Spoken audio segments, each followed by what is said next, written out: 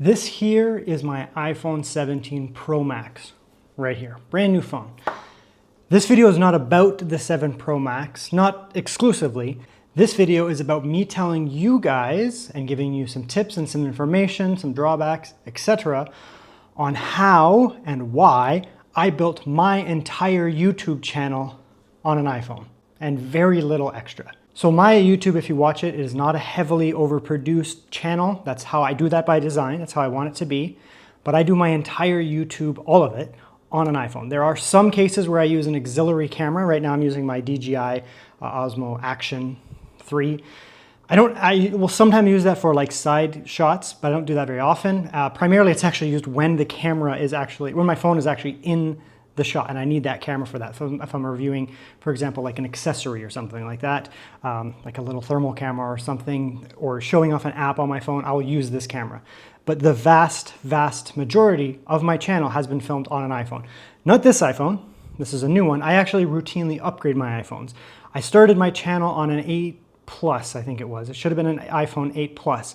I also started in 1080p.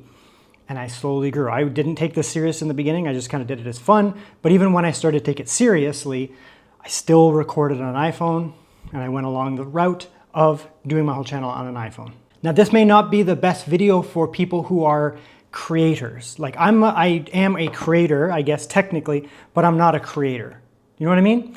I don't focus on the creation side of it. Some people love that, and that's fine. They like to have all the fancy lights and everything. They like to have all the overhead stuff. They like to have the dramatic light from the left or from the right and a really dark shadow on the right side and tons of B-roll. And they like to spend days editing a video. I don't like to do that at all. I don't mind it. I don't find it bad or negative.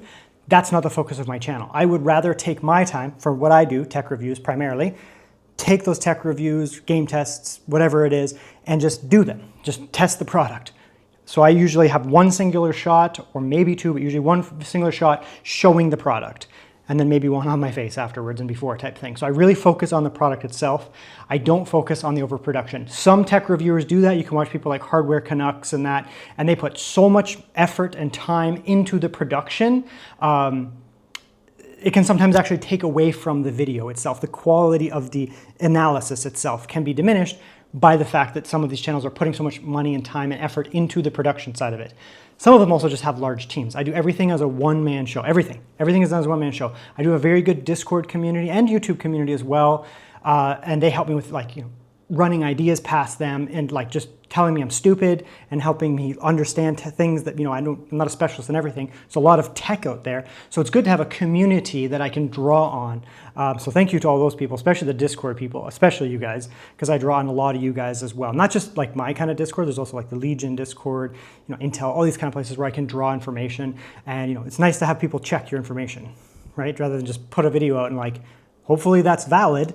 It's nice to have that. But regardless, I'm primarily a one-man show. So the point of that is, you can do a video channel like mine, video-based channel like mine, where, I really focus on, doing the product reviews. You can just flip through my stuff and just have a quick look at how I do things. It's very just old school YouTube. That's how I do it. That's my inspiration. That's how I like it to be. Educational. I'm a university instructor, not right now, but by practice, I'm a university instructor as well, so I like to teach. That's how I design my channel. But I know people who run an entire channel on an iPhone like me and have way better production value than me, They put more time and effort into the production than I do. Doesn't mean that their content is worse or better or whatever. It just means they put more time and effort into that. And they can do amazing things with an iPhone. But nonetheless, I'm still going to tell you guys the tips that I have. Sort my channel by oldest, and you'll see that, the old stuff, it was pretty crude. I haven't necessarily changed my format that much, but the production value, despite minimal effort on my part, has gone up just by very minimal tweaks. So before we get into the tips and that, why do I run my entire channel on an iPhone? Number one, cost. Right? I have my phone. I do upgrade my phones, by the way, regularly. This is my previous one. I upgrade my iPhones, and it allows me to have one piece of singular technology that is my primary device. I do everything on my phone. I use it as a phone. I do social media type stuff. I do mild, not much gaming, mild gaming. You might do tons of gaming on your phone. I take pictures of things that I enjoy, personal life, and then I conduct, my YouTube studio and that on here. I do my laptop as well, my desktop, but a lot of it I just quickly do on my phone.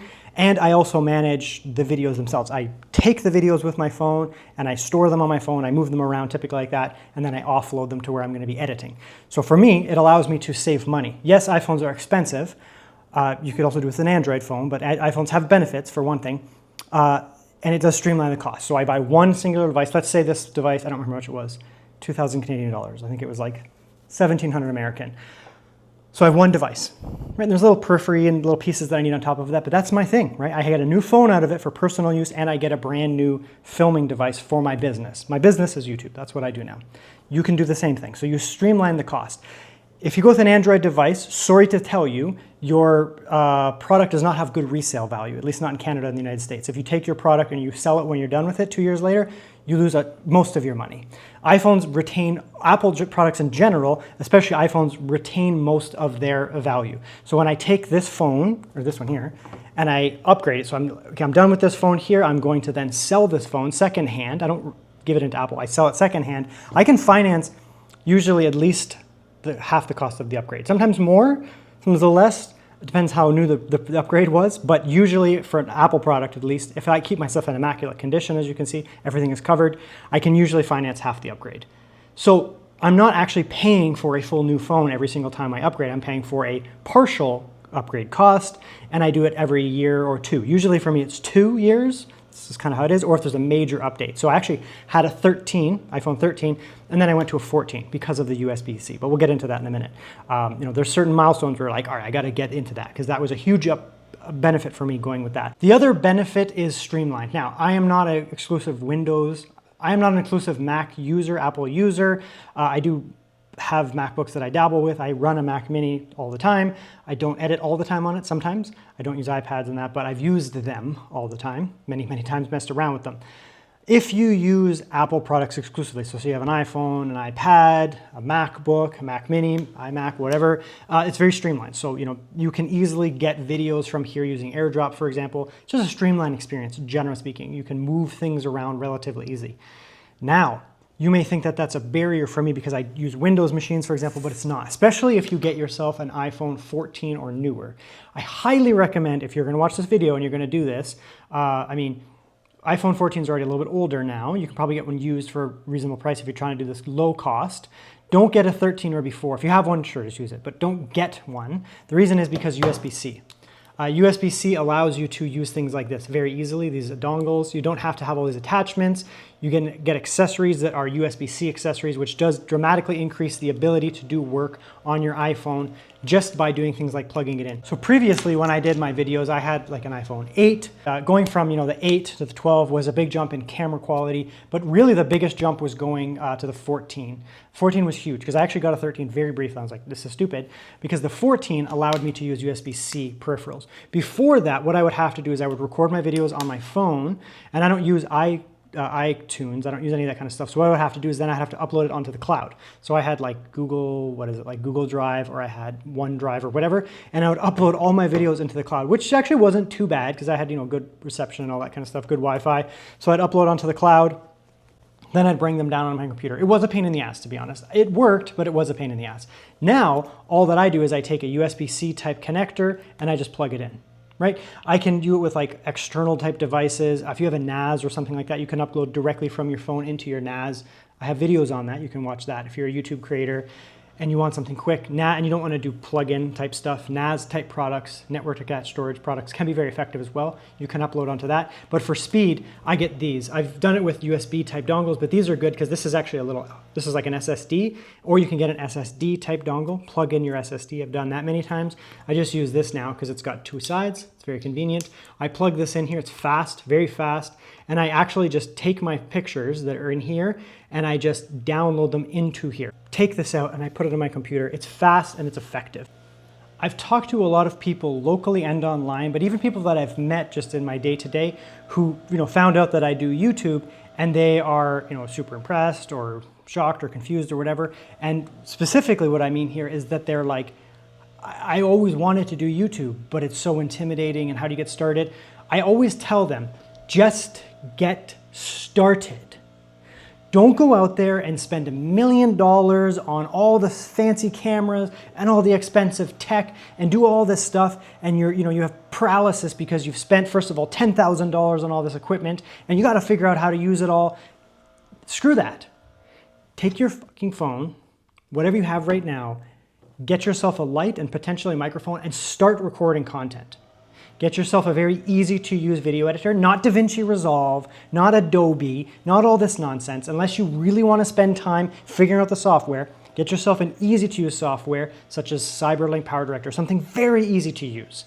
Take your damn phone, get a light, get a microphone, simple microphone, don't spend a ton of money, and start recording. Start recording your content. You're never going to feel comfortable on camera until you do that. Right? The more you do it, the more you get comfortable doing it. You'll learn as you go. You'll learn as you go. You're going to have paralysis with all the equipment and all the little things you need and all the cameras and spending all this money. And I watched all these YouTubers online. They told me I got to have this camera and they told me I got to have that light and I got to do this and this is how you edit and this is the best program. It's overwhelming. Shut the noise out, except my noise. You have a camera, most likely. Even if it's a piece of shit, you have a camera. Get yourself a $20 light. You can use the inbuilt-in microphone if need be. That's what I did in the beginning, but I recommend getting a better one. Doesn't have to be expensive, but get something and start recording your content.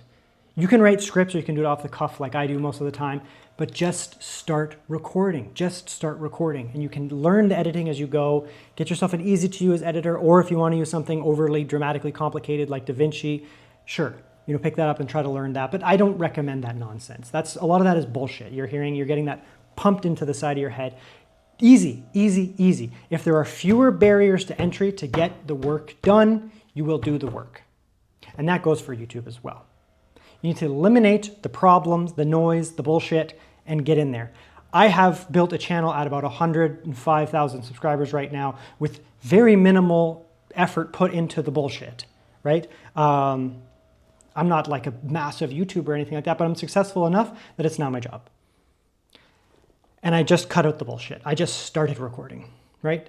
Do the same. I have other people who are starting to do that. They're finally thinking, okay, maybe I should just start recording. Something like you have a phone on you right now, just start recording. Just make the content. And if people don't like it, then make something else. People will give you feedback. They'll tell you, you got to improve this, you got to improve that, you got to improve this. And don't take those as slights, take those as improvement suggestions. You can't get those until you are creating the content, right? If you're a new channel, no one's going to expect you to come out with the highest, you're not LTT, you're not Linus Tech Tips. You don't have 75 employees and a budget of $50 million and you get all this expensive technology given to you. This is not realistic world right here, right? You're not going to walk into the world as a streamer and be like, I have now 50,000 subs. It doesn't work that way, right? You're not going to go viral, right? Maybe you will, but that's not what you bank on. You bank on the work. And the work should be easy so that you do what you enjoy. Some people love the creative side. They love to play around with DaVinci Resolve. They love to play around with tweaking, and that's what they get out of it. A lot of people do that. Right? They love the creators. There's so many creators. YouTube is full of creators who are creators. And they talk about being creators and they're obsessed with being creators and they give advice to creators, but they're not giving advice to you. You want to be a creator, but you want to be a YouTuber or a streamer, right? Sure, that's great. That's what I do. But I want to do it in my niche, my content. I like to do that side of it. I like to play with the technology. Maybe you like to stream. Maybe you like to do vlogs. Maybe you like to do drone footage. I don't know, whatever it is you like to do. Unless you're obsessed with the actual production side of it, that's what you want to do, then screw the noise and get in and start recording.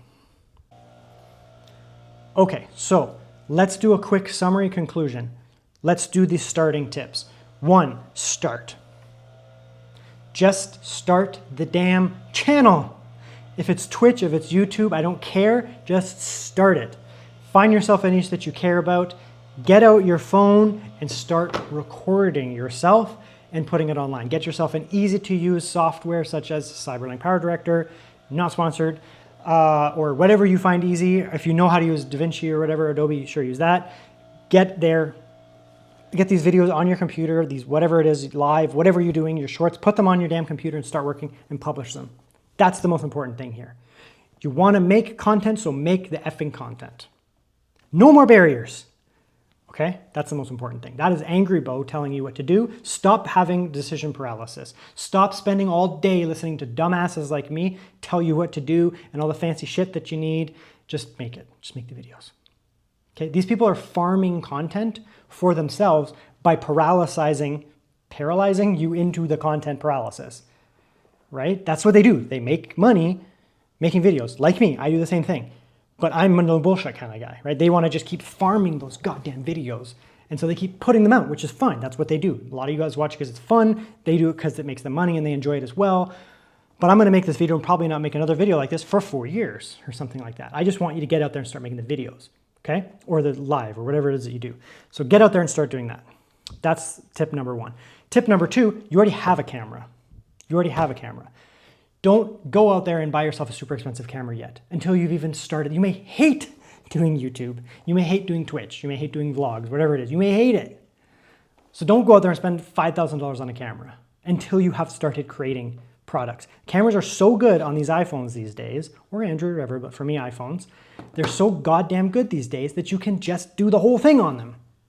Okay, so get out there, test it, and start. You will get feedback from your community.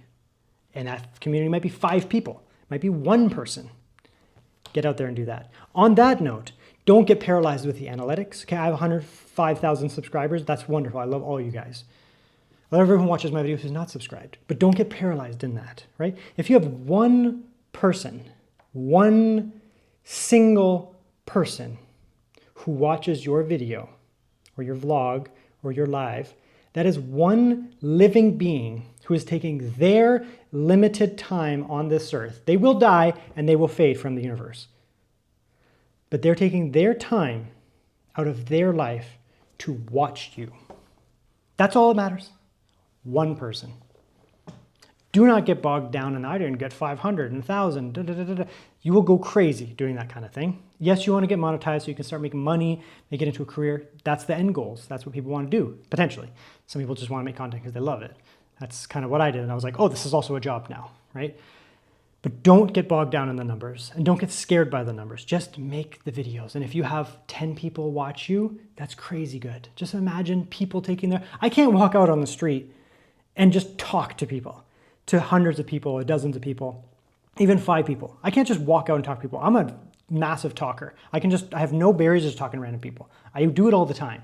But, you know, like chit-chatting. I'm not going out there and being like, hey, let me tell you about the iPhone and why it makes a really good video editing tool, video recording tool. Who the hell are you? What the hell are you doing? Get the hell out of here, man. Right? It doesn't happen that way. But I am now doing this online, and you could be doing this online, and it's, you know, I'm not going outside and do this kind of stuff. I'm now speaking to you guys and you're watching my video. When you do the same, don't get bogged down with these numbers, right? You'll go crazy over that kind of stuff. Just realize that if even 1 person watches your content, it's a blessing.